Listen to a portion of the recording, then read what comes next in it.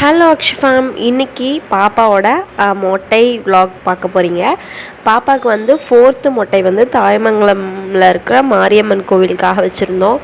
சரின்னு சொல்லிவிட்டு நான் பாப்பா ஹஸ்பண்ட் எல்லோரும் சேர்ந்து வந்து இன்றைக்கி போயிட்டு வந்துடலான்னு சொல்லிவிட்டு பைக்லேயே கிளம்பியாச்சு. வந்தோடனே வந்து ஒரு 3 மொட்டைக்குமே வந்து பாப்பா வந்து ஃபஸ்ட்டு பயந்தா. இது வந்து அவளுக்கு 4th மொட்டை. ஸோ அதனால் கொஞ்சம் எக்ஸைட்மெண்ட்டாக தான் இருந்தாங்க. எப்படியோ சமாளித்து அவங்க அப்பா மடியிலே உட்கார வச்சு மொட்டையை எடுத்தாச்சு.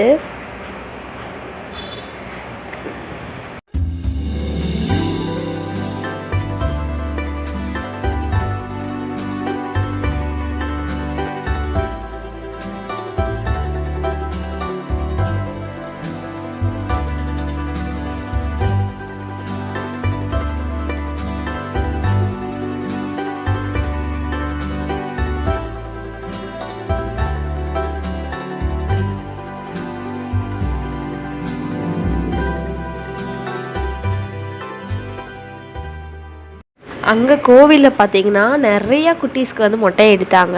6 மந்த் பேபிஸ்க்கு கூட மொட்டை எடுத்தாங்க. நம்ம அக்ஷுக்கு பார்த்திங்கன்னா நாங்கள் வந்து 1 இயர் ப்ளஸில் தான் வந்து மொட்டையே எடுத்தோம். அவளுக்கு ஃபஸ்ட்டு பர்த்டேக்கு வந்து முடி வேணும்னு சொல்லிட்டு 1 இயர் வந்து வச்சுருந்தோம். அவள் பிறந்துட்டு வந்து பார்த்திங்கன்னா எங்களுக்கு ஒரு 3 மந்த்ஸ்லேயே வந்துச்சு. ஸோ 3 மந்த்ஸில் தலையும் நிற்கலை. அதனால சரி நம்ம மொட்டை போட வேணாம் அப்படின்னு சொல்லிட்டு நாங்கள் வந்து வெயிட் பண்ணிட்டு ஃபஸ்ட்டு நம்மளோட குலதெய்வம் கோவிலுக்கு வந்து போட்டோம். அதுக்கப்புறம் வந்து செகண்ட் வந்து நம்மளுடைய என்னுடைய அப்பா குலதெய்வம் கோவிலுக்கு போட்டோம். தேர்டு வந்து பார்த்திங்கன்னா நம்ம திருச்செந்தூர் முருகனுக்கு வந்து போட்டுட்டோம். ஸோ ஃபைனலி மொட்டை வருது நடந்து பாப்பாவுக்கு மொட்டை போட்டுட்டு அங்கேயே வந்து சந்தனம்லாம் விற்றாங்க. ஸோ அதையும் வாங்கிட்டு அப்படியே அவளை கூட்டிகிட்டு போய் குளிக்க வச்சு ட்ரெஸ் மாற்றியாச்சு. ஸோ நாங்கள் வரும்போதே வந்து இந்த ஃப்ராக் வந்து எடுத்துகிட்டு வந்தோம். எப்படி இருக்குது பாப்பாக்குன்னு சொல்லுங்கள். எங்களுக்கு ரொம்ப பிடிச்சிருந்துச்சி. ரொம்ப அழகாக இருந்தா அந்த ஃப்ராகில். அவள் சூப்பர் க்யூட்டாக இருந்துச்சு ஃப்ராக். அவள் ஃப்ராகே போட மாட்டா. அவளுக்கு எனக்கு பேரிங் ஆயிடுச்சு. ஒயிட் வித் ரெட் காம்பினேஷனில் 2 பேரும்.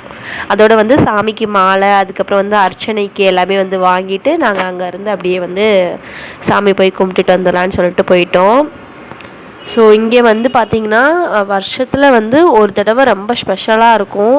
வருஷத்தில் ஒரு திருவிழா வந்து மாரியம்மன் பொங்கல்னு சொல்லிட்டு மொத்தமாக இந்த சிவகங்கை டிஸ்ட்ரிக்ட் சுற்றி இருக்கிற எல்லா ஊர்லேயும் வந்து இங்கேயே வந்து கிடாய் வெட்டி அதுக்கப்புறம் வந்து சேவல் கோழி அந்த மாதிரிலாம் அறுத்து இங்கேயே சமைச்சு பொங்கல் வச்சு சாமிக்கு வந்து படைப்பாங்க. ரொம்பவே சூப்பராக இருக்கும். நிறைய சுற்றி கடத்தெருவு நிறையா இருக்கும். பார்க்குறதுக்கு நல்லா ஜாலியாகவும் இருக்கும்.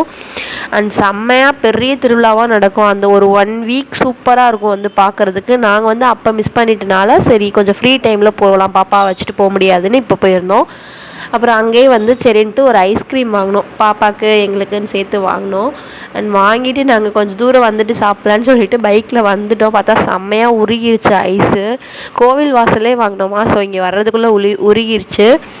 அதுக்கப்புறம் வந்து சரி அப்படியே ஜூஸ் மாதிரி தான் இருந்துச்சு, ஓகேன்னு சொல்லிவிட்டு அப்படியே அதையும் குடிச்சிட்டு பாப்பாவுக்கு கொஞ்சம் கொடுத்துட்டு அங்கே பார்த்திங்கன்னா நிறைய குட்டி ஆட்டுக்குட்டி வந்துச்சு.